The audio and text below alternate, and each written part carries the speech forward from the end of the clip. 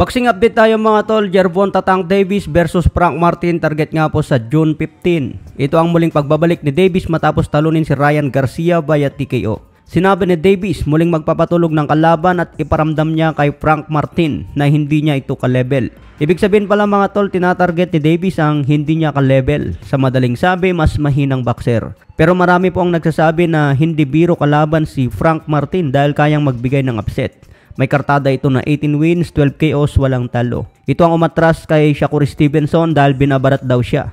Pero pumayag naman kay Tank Davis na mas maliit ang offer. Pero malay po natin mga tol, sa pay-per-view mas malaki naman ang parte ni Frank Martin. Kaya abangan na lang natin yan sa buwan ng Hunyo, bakbakan ng dalawang malupet. Sa iba pang balita, Devin Haney may banat kay Floyd Mayweather matapos kumalat ang sparring ni Haney versus Tank Davis kung saan nagulpi si Devin Haney. Naglabas naman agad ng reaksyon si Devin Haney at ito ang sinabi.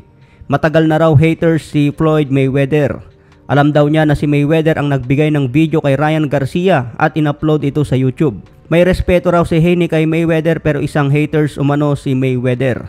Sinubukan daw ni Floyd na pigilan ang laban ni Haney kay Ryan Garcia.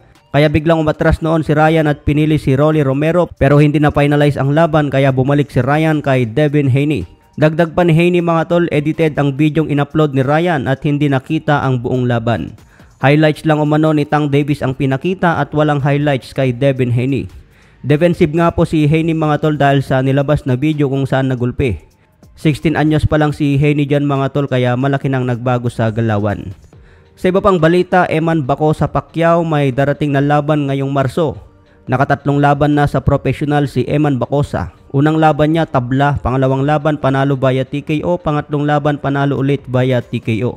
Ngayong March 24 mapapalaban ulit si Bacosa kontra Clyde Langahin. May kartada ito na 1 wins, 1 knockout, may isang talo. Kaya abangan po natin si Bacosa mga tol, anak ng nag-iisang 8 division champion.